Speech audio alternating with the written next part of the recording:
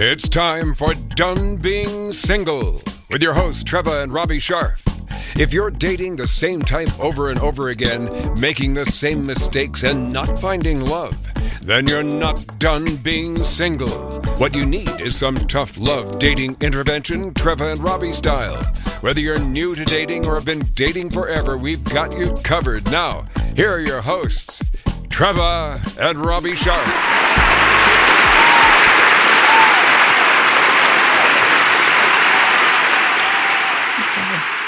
We're here. We're here. We haven't gone away. No, we haven't gone away. Sometimes it feels like it. Sometimes it sure does, doesn't it? Yeah, but no, we're here. We're, still on here. it and with it and doing it. We haven't recording it. We haven't moved. I mean, stuff's been happening, but Oh yeah, it's happening. we got stuff. Things. We got things. Things are happening. Like what kind of things? Well, thank you for asking. I wrote a book. Did you? Yeah, but this is not my official coming out, I read a book, so to speak. I did. I wrote a book. It is called, guess what? Done Being Single, a Late Bloomer's Guide to Love. And I might as well mention it now because I'm going to be talking about it forever, and I'm going to probably annoy you and everybody else. Anyway, so yes, it's a self-help memoir. And in researching and kind of putting it together, I was listening and reading a lot of dating content, and included in the dating content was a lot of ranting and whining and complaining and about, and that was just for me. about modern feminism versus the dating culture, and masculinity and toxic masculinity and manhood and what it means, and men's role in how we date, and it was very interesting. And there is a lot of debate going on right now about the role of men. And are men in crisis? We're in crisis. So they say. Okay, well, we should deal with this crisis then. How do we? We're going to fix the crisis today. How do we address this crisis? Today, we're going to fix it. And we're also going to solve world peace all in one podcast. Well, so anyway, it's going to be thoughts? quite a podcast. If I want to know what this crisis is, because I've heard about it, and I've heard about masculinity being in jeopardy, and it's usually an attack from people on one political side to another, and it's a strange kind of a fight, but and I don't know what the goal or the end result is of bringing it to light, but we're going to address it. I don't think it's so much older generations, because I mean, if we take you, I find you to be very masculine and manly, I guess. I think that we all grew up in a time, in a generation where men were protectors, supposed to be protectors and providers. I don't know if that's so much anymore. I don't think women need men as much anymore. I see where you're going here. Okay. So can I read a little something? Absolutely. Or do you want me to finish talking about what a man you are? Because you are. I think you're already done. You're very manly. However, I want to say that you're also, you embrace your vulnerability, and you are sensitive. You have a sensitive side to you that is, I find, lovely and strong. I think what those people that you're referring to on that political side are saying, that men are weak, and they're not allowed to cry, and they're not allowed to have feelings. And you have feelings, and you do cry, and I find that particularly sort of sexy about you. And that's just during the shows. Well, oh my God, wait till after the show. Okay. Crying a lot. So can I read a little something to you? Certainly. Okay. The last several decades have seen countless initiatives to improve educational and professional opportunities for girls and women. Women now outpace men across any number of metrics, notably educational attainment, but also mental and physical health, home ownership, civic engagement, and increasingly income. The unintended consequences of all that progress and structural change in society have benefited women while leaving many men without coherent roles or purpose. I don't know. We don't have kids. We don't have sons. Our guest does have kids, and I think he's in a better position to comment on this. Well, then let's bring him on. Let's bring him in. Okay. I'm going to introduce him. Okay. Excellent. Simon T. Bailey is the author of Ignite the Power of Women in Your Life, a guide for men, which is a book that shows men actually how to step up to fulfill their role in sparking themselves and the women in their lives for the betterment of all, which I love, right? It's a book for women, but it's a book for men, or it's a book for men for women. Simon has committed to a life of purpose that sparks individuals and organizations to lead countries, companies, and communities differently. This current mission caps an illustrious career as a Hall of Fame keynote speaker and renowned advisor to companies in diverse industries such as Walt Disney Resort, Signet Jewelers, Salesforce, T-Mobile, and Hilton Hotels, just to name a few. Simon has 3 online courses featured on LinkedIn Learning that teach professionals in 100+ countries. Recently, Simon became a certified, I want to say Caritas coach. Oh, he'll tell us. Caritas coach, leading with heart-centered intelligence. His approach is grounded in caring science, which focuses on preserving human dignity and wholeness as the highest gift for self, systems, and society. It was Simon's Goalcast video about a conversation with his daughter that had, we're sitting in the dark, everybody. It's a little dark in here. That's why I'm having trouble reading. We can edit that out. It was Simon's Goalcast video about a conversation with his daughter that inspired his book and the movement, a post that has spurred 90 million views on Facebook. Okay, Simon, come on in. There you are. Simon, how are you? There. Wow. So good to be with you.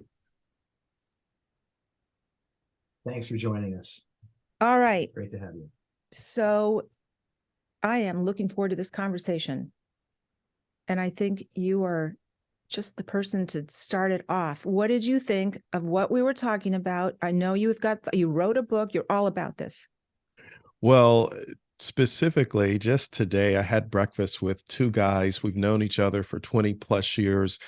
One of our friends has been battling cancer, and so it's been a tough battle for him. And our other friend has experienced job loss.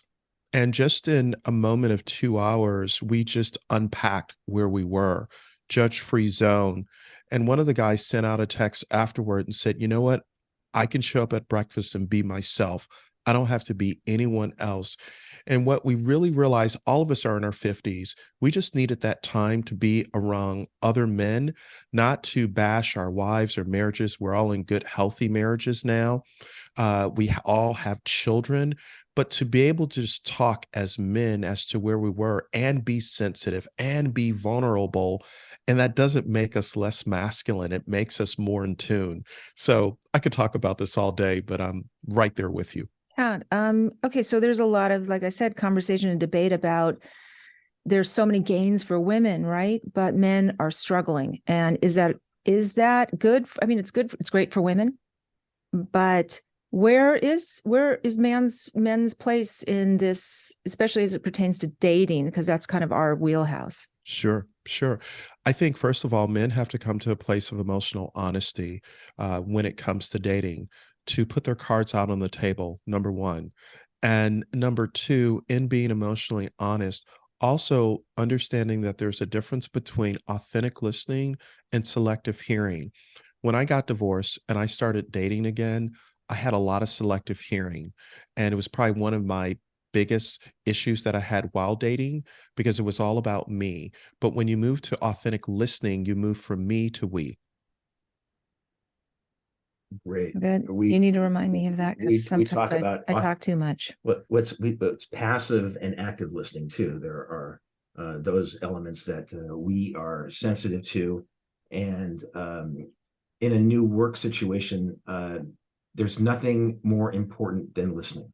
And Yes. that's what I am in right now. And just getting so much out of listening, because that is what it's about. When you listen to someone, they hear you, you hear them, and they respect that you are listening and not necessarily thinking of the next thing that you want to say while they're talking to you. And that's an important part. Well, I think being a good listener is really nice for a man, because I think men are wired to be solutions oriented and be problem solvers. Well, they're not And exclusive. You can be a problem solver and still be a good because I know listener. that you and I have had these moments where I'll say to you, just listen to what I'm saying. Yes. I don't want to hear your solutions right this minute. Just shut up and hold my hand. That's another episode. My sort of favorite. So your book is called Ignite the Power of Women. But as we were talking about, in light of our culture's concept of masculinity and toxic masculinity, should we be igniting the power of men to be better men? So Ignite the Power of Women in Your Life is actually a title that was given to me by a woman. And she said, you should name it this, but the second part, A Guide for Men. And it's really kind of play on words. Here's what I really believe. When a man finds the right woman, or when a woman finds the right man, a man is forever transformed, because the right woman will come alongside that man, and he'll come alongside her, and you will begin to see each other in a fresh new way, not for what you can change or control, but what you can contribute to help each other become better. The right woman will straighten out a man's back. The right woman will help a man stop being a wuss. The right woman will help a man to unlock his heart and speak what's really going on, because a woman shouldn't have to use the jaws of life to pry open his heart to see what's going on. Because here's the last thing I'll just say as it relates to this. I believe when a man finds the right woman, that might be the only therapy that he will ever need. Right on. That is Mic drop. So true. Wow. That beautiful. Yeah. And a thought came to my mind, and that is that I think men have evolved quite a bit over the past, I want to say 25 years or so, more than maybe the 100 years prior to that. I think that I encounter that with my friends and men that I meet. I'm meeting less Neanderthal men these days, or maybe I'm just not associating with them so much.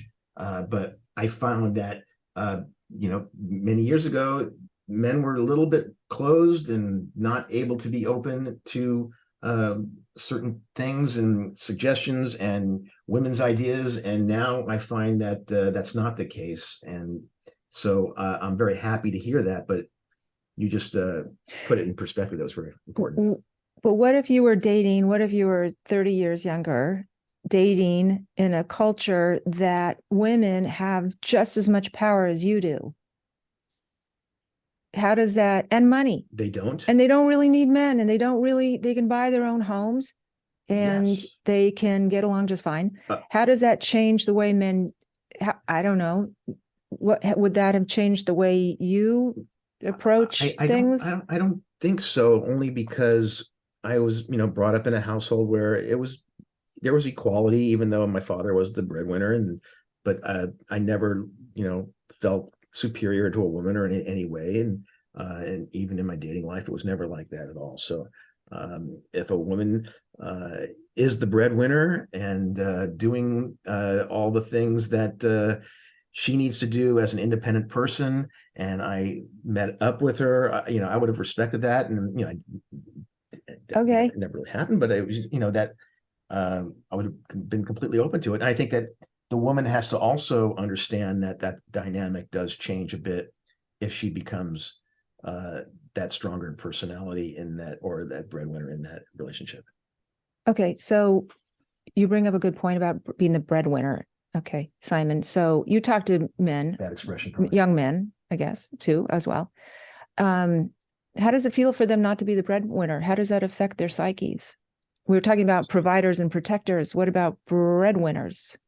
So one of the conversations happening in households right now is who's going to be the lead career.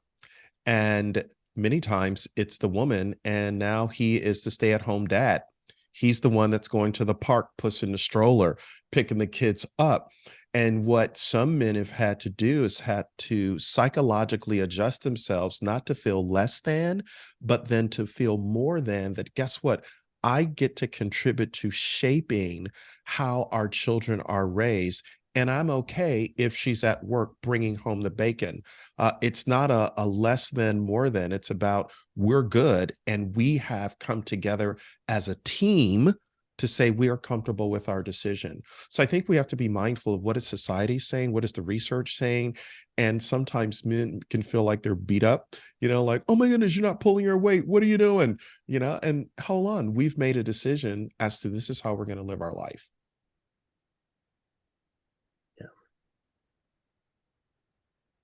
Go ahead. Question. No, digestion. You're very good, and you're very succinct, and thank you for being. I love it. Thank you so much. You're articulating exactly how I feel about what's going on in the world. And again, we're in it. We are part of it, but we skew a little older because we're a little older. So all of this stuff happening is kind of strange. Sure. And it's a little foreign because I can't, it kind of pains me to think that there's this battle of the sexes going on in younger generations when it comes to the modern dating culture. It's like a battleground. And part of what's driving it, and this is just my own man on the street opinion, I don't have research to back this up, so let me just anchor that. Also, let me just say a lot of what I'm saying, I am not a licensed medical professional or mental health expert, so a lot of what I'm saying is opinionated, so I just want to be clear and respectful of your audience. A lot of times what couples are experiencing right now is what I call CIC, comparison inferiority complex. You are freaking comparing your life to somebody else's life or another generation, and you're boxing yourself in based on where that person or that couple might be. And you're like, well, what happened to us? And I think you just need to wake up and say, how are we going to live our best life, be a good human being, be kind, have a healthy relationship, and the hell with everyone else? Because I think sometimes we get caught up in the trap of trying to keep up with the Joneses, and the Joneses don't give a rip about who we are or what's going on in our own lives. Was that too direct for your audience? Can they handle that? You can't Absolutely. be direct enough. What's so interesting, Simon, is that it really takes someone very special to shut both Trevor and myself up at time, and you've done it like 3 times already in this. Yeah, you've dropped the mic several times, leaving us completely speechless because you're speaking for me and us, and you're hitting it right on nail on head. Yes, I think that there's something that has gone on in the last however many years that it has not been kind to either men or women. I think that modern feminism has turned into something that's not at times constructive or productive. And I think, the Me Too movement has just really sucked the life out of romance and what we know it to be in the traditional sense between those two. You think Me Too has sucked the life out of? Yes, I do. Really? So you associate, yes, because you associate romance with Me Too? No, I'm saying that Me Too was needed and necessary, and its time had come. Okay. Right. What I am saying, though, that it did put a lot of fear into dating on both sides. So women are afraid of men. Men are now afraid of women. Mm-hmm. Women are fighting back, and it's sort of created this standoff in a way where men are afraid to approach women, for example, because they don't want to be seen as pervs or creeps or, predators. And I get that because I'm a woman. I know what it's like to walk around at night and feel kind of, you know. But I also think now men are afraid just to speak to women. And there's just something sad about that to me. They don't know how to approach women. And then don't even get me started on dating apps, because that's just like driven a complete wedge into how we communicate and interact with each other. So I'm going to shut up. Can I have that writing? Yes. Go ahead, Simon. Simon, please respond. So I have used several dating apps when I was divorced, before I got remarried. And I can honestly say, let me just speak for myself. I was on those apps. I met some amazing women, but I ghosted them because I was still dealing with my unfinished business, the pain of going through a divorce after being married for 25 years. And my therapist said to me, I don't want you to go on dating apps because you are not whole. And what she was simply saying is I had a hole, HOLE, in my soul. And I was looking for love in all the wrong faces, looking for love in all the wrong places. And she said, whatever you don't deal with will eventually deal with you. And she said, there's a lot of research out about fathers and daughters, but there's emerging research out about mothers and sons. And you have been mama to death. And until you deal with your mama issues, you're going to carry those into your next relationship. So what I recognized, I was showing up in these dating apps like, woohoo, I'm free. Let's go. Let's go. Tinder being the first one that I jumped on. Let's just be honest here, right? And what I recognized, I would show up and we would talk a little bit via the app. Then we would get on the phone because I'm a little old school. Let's get on the phone. Then we would go out on the date and then I would disappear. So disrespectful, like not even closing the loop or the gap. And so what I recognized, I did not present the best person on the app. And if I'm a person that's broken and dealing with issues, I can't even imagine what else is going on apps. So what I say to men now, if you're not ready, don't waste her time. Don't ghost her. Be upfront, be honest, do your work first before you show up on an app. Okay, so what turned you? What made you realize you were doing this ghosting at the time? That were you not discerning enough on the apps to start? You were going out with people that you probably weren't interested to begin with. What happened? One lady was really kind enough to give me some feedback. And failure is not final, it's only feedback. And feedback is so critical. She said, you know what? You're a great guy. You are emotionally intelligent. You got a lot of great things going on. But your ego, which is edging greatness out, sometimes gets out ahead of who you are at the core. And I would just invite you to just address your ego. And it was like the whack upside the head. I was like, do you know who I am? But it totally shut me down. And when I realized, you know what, she's right. So when I went back to my therapy appointment with Anita, my therapist, who's been practicing for 40 years, and I shared this with her, she said, she's right. So let's begin to work through that. And so as we begin to unpack that, I had to work on listening, understanding the same letters that spell the word listen, spell the word silent. I had to work on really listening to understand instead of, to your point earlier, listening to respond. And when I just start to kind of connect those dots, I was like, oh my goodness, I have been in my way all of the time, and I didn't see it. I didn't see it until a woman put a mirror in front of me and said, hey, buddy, let me kind of reflect back to you what you're putting out there. Here's the last thing I say. If you don't like what you're getting, look at what you're putting out there. And I was putting something out there that was representative of who I was at the core. And I needed to grow up. I needed to mature. I from what I am seeing of you and just hearing from you and learning about you, it's hard to believe that you were that other person. I've come such a long way.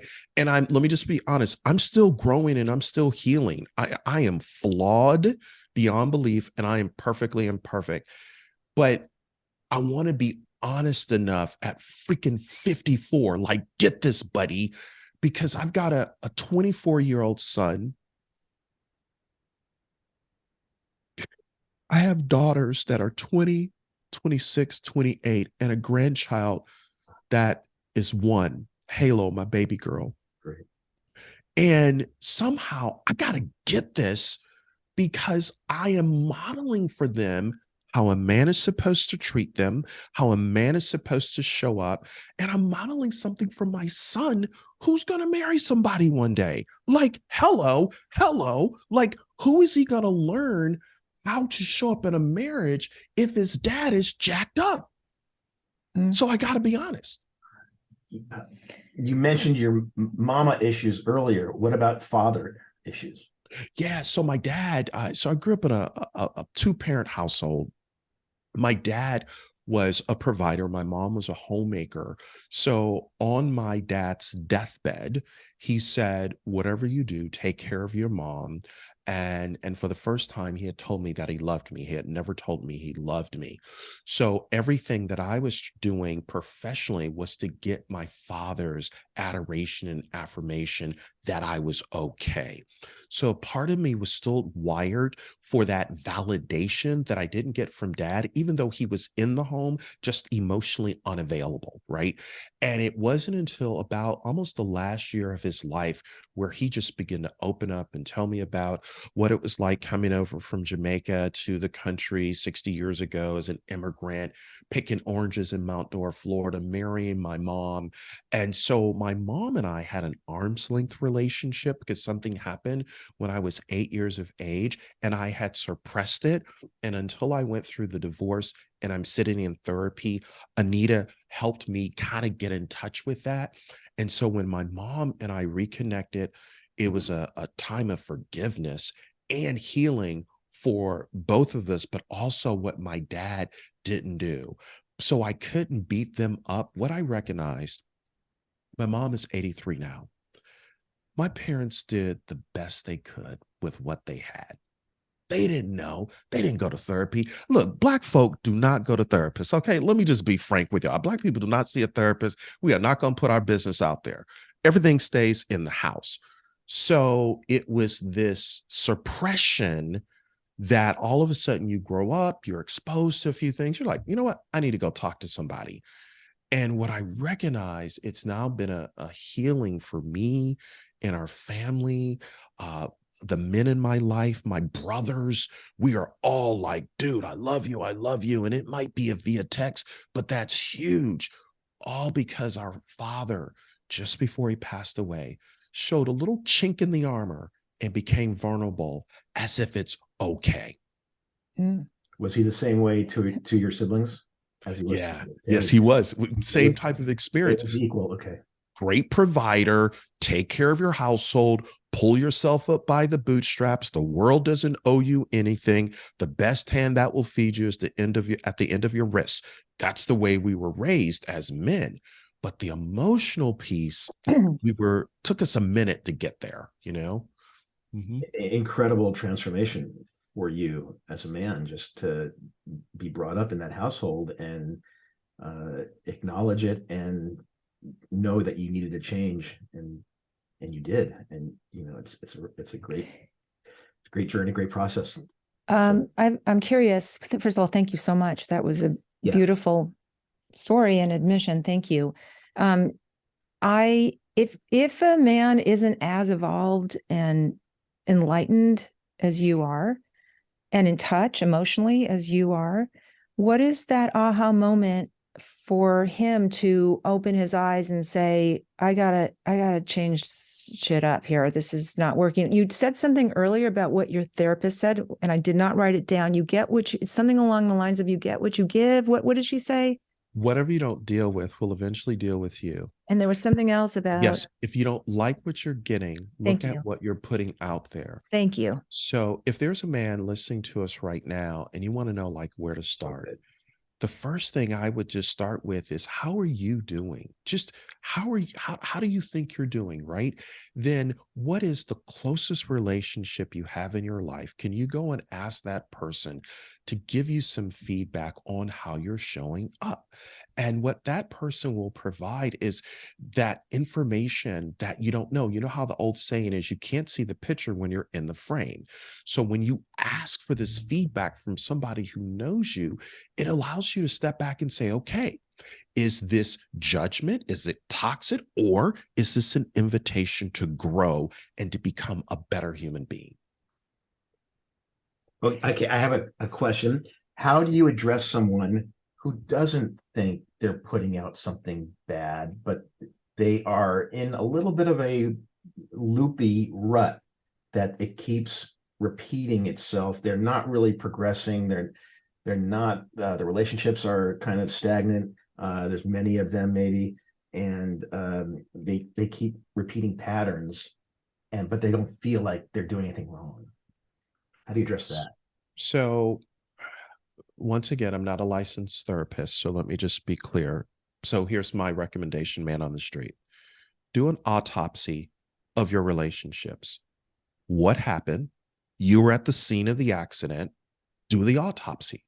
What did you say? What did they say? How did you react? What happened? And if the relationship went south, what did you do what did you say? What did you convey? Because it's not so much what you say, it's what they heard and felt. And did you come from a place of healthiness and wholeness, or did you come from a place of hurt and meanness? Have that honest conversation with yourself. Because if you continue to stay in this continuous loop of relationships that have ended, here's what I know to be true. Relationships are the currency of the future. You cannot get into the future without a healthy relationship.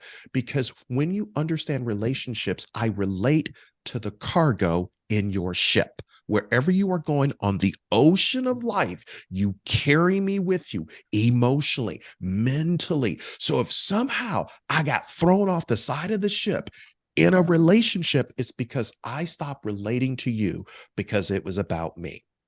And if you have a number of relationships that you've just left bodies in the way, then you have a problem.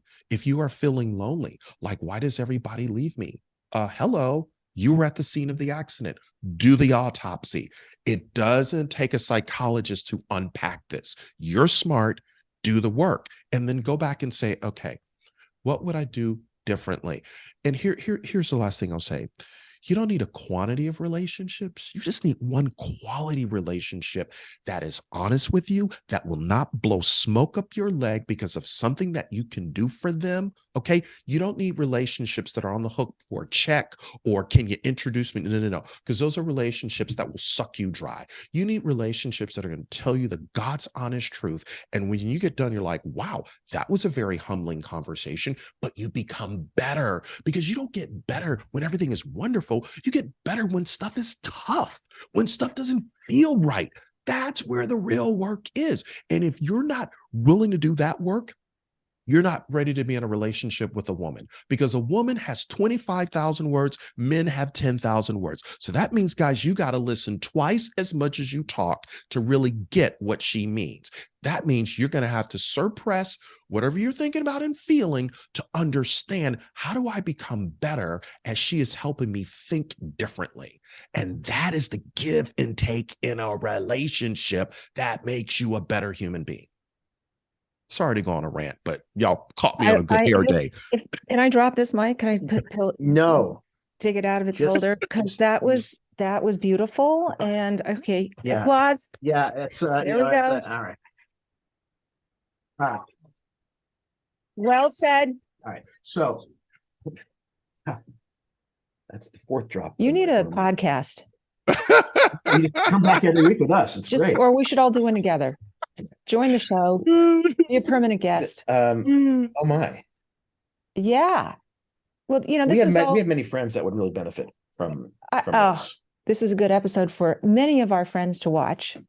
But everything you said is sort of kind of contingent upon the hope or the assumption that they're deep enough, or they're open enough, or they're willing enough, or they're brave enough yes. to say, yeah, okay, I've got an issue. It's not working. Whatever I'm doing isn't working. And okay, I'm throwing in the towel, or, that takes balls to do that. Even women can't come to Jesus and say, something's not working here, which is really a moment of truth. And it's incredible if you get to that moment.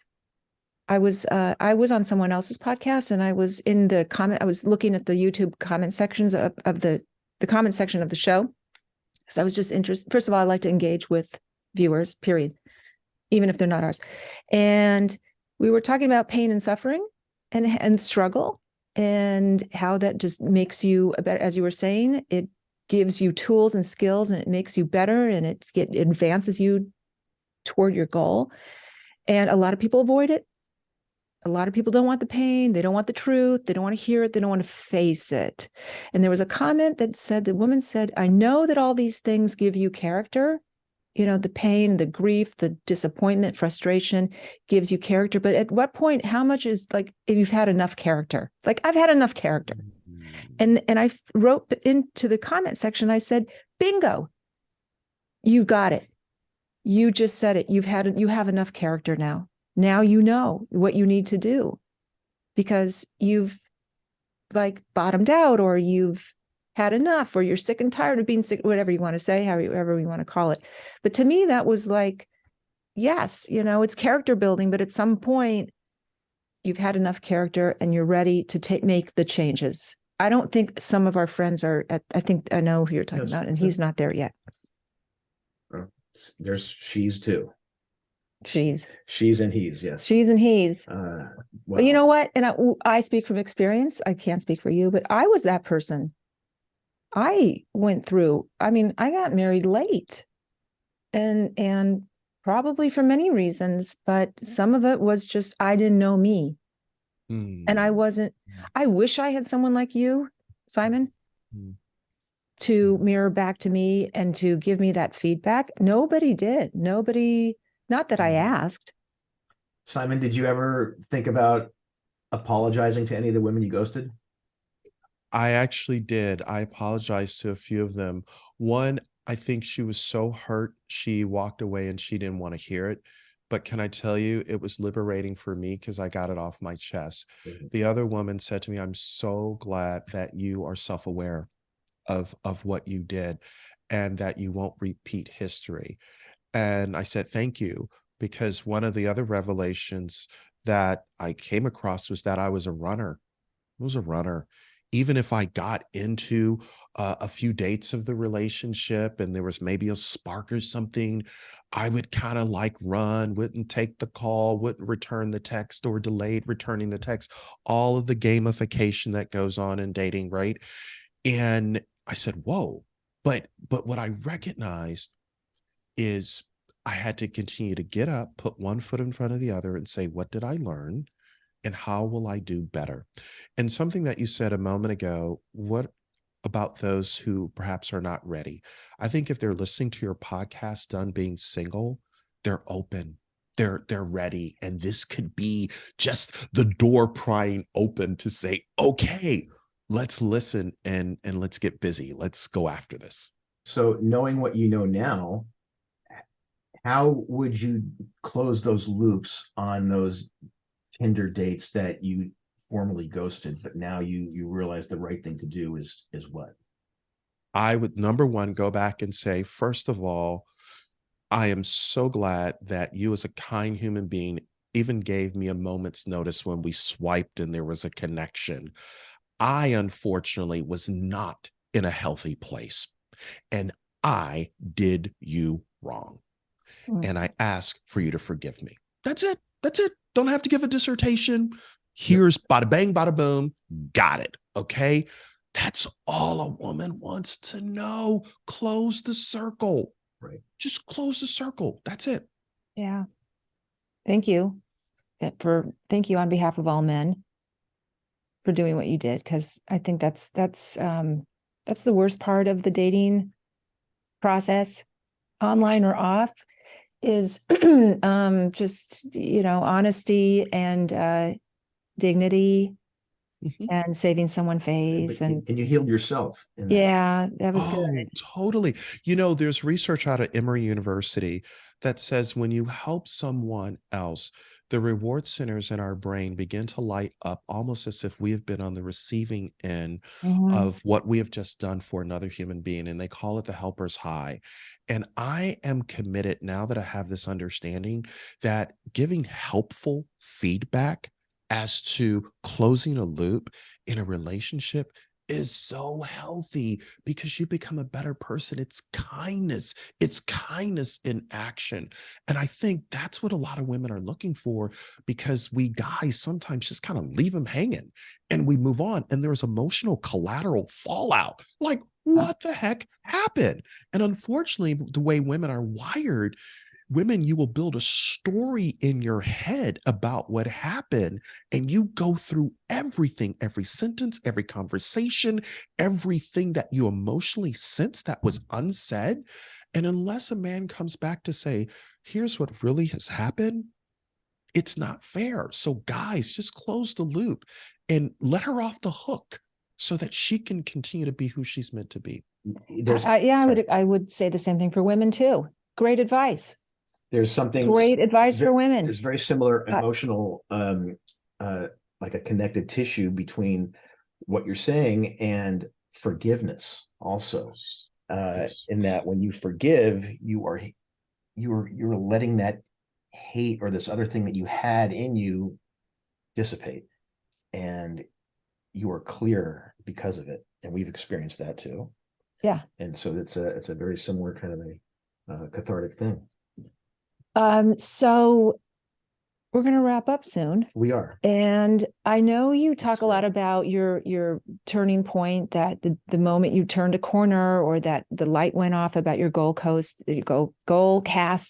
video. Share with us what happened. What was that just sort of epiphany that turned it all around for you? So Madison, my daughter, came into my home office one day and she said, "Hey, Daddy." I said, "Hey, baby girl." And I sensed she wanted to talk, but I was just emotionally disconnected. And she sat down in the office chair and she eventually just left. She said, "Daddy, I'll just see you later." And it hit me on the plane that I missed a moment to connect with my daughter. So when I came back from out of town, I said, "Hey, Madison, you want to talk to me?" And she said, "Dad, it's okay." I said, "No, it's not okay. Because if I don't change my behavior, you're going to marry a joker just like me." And her mother said to me, "You give everybody the best of you, but you give us the rest of you. And I don't want the leftovers anymore." And when I realized I had built a house but lost a home, I was making money but had no meaning. I was pursuing power but had no purpose. And I was going after status but didn't have any satisfaction, and lost it all because I was emotionally disconnected. And so when I realized, I said, what am I modeling that I'm not even connected to my daughter and her mother? And that's when I had the aha, and I started the whole path of going to therapy almost 18 months straight, once or twice a month, 1 to 2 hours a month on the sofa, just like processing what was going on. And I said, wait a minute, I got to be a better human being. I got to be a better man. I am better than what I have been putting out there. So that started the journey. I'm curious. Thank you. Thank you for taking the journey. You're not, Sure. you said you're not a licensed therapist. What are your degrees in behind you there? Oh my goodness. So believe it or not, my undergrad and master's, 2 master's degree is in theology. So I come from 3 generations of pastors and preachers and theologians, but I've always had an interest in business. And so, and I've received 3 honorary doctorates, and I'm back in school right now, going to a school in London because I'm getting another master's. I'm like a lifelong student. I don't ever want to get out of school. But in business, but I have just a really interest to learn. I think now at 54, I am so hungry to learn about myself, but humanity, and how we can show up differently and better. God bless. You've made us better just by being here. Really. I hope every male friend and man is listening to this episode, because and women, it's a shared thing. You can't, it's not just men, it's women have to be accommodating to the man that is evolving and wants to be better. That's a whole other episode, I guess. I don't know. But let me say this to all the women who are listening. Women, I know that we men sometimes are a hot mess. I know we are in our own way. And men, you do realize women don't tell us what we need to know. They only tell us what we can handle. Okay. Just so you know. Uh, so women, thank you for just enduring us as we figure out how to get out of our way. You're welcome and forgiven. All is okay, everybody. Okay, let's all kiss and make up and hug it out. Okay, right? Okay. So I want to tell viewers where and listeners where they can purchase your book. First of all, where can they find you? Simon, where can people find you? Yeah, ignitethepowerofwomen.com is the website, and Simon T. Bailey. I'm all over social. So put in my name. Okay, fantastic. And where are you calling from? Where are you living? Orlando, Florida is home. This is where I'm at in my home office. All right. You can find us at donebeingsingle.com. Write to us. Tell us things, your stories, your secrets. We'll help you out. We'll answer everything you send to us at Treva and Robbie at donebeingsingle.com. And then you can also find me and buy my new book at trevabrandonsharf.com. And you can learn more about me and my coaching services. And it's also available pre-sale on Amazon. It's available for pre-purchase at Amazon. And you'll be hearing more about it. And like I said, I'll probably be annoying you. Well, because it's not the official, launch. It's promoting. Okay. Anyway. That's coming. Simon, this has been most wonderful. Really. Thank you. Thank you. So great. So great. Love to have you back on, and any way we can return the favor. Yeah, definitely. Thank you so much. Thank you again, Simon. Really great. I'm Shadow Stevens with my friends Treva and Robbie. See you next week on Done Being Single.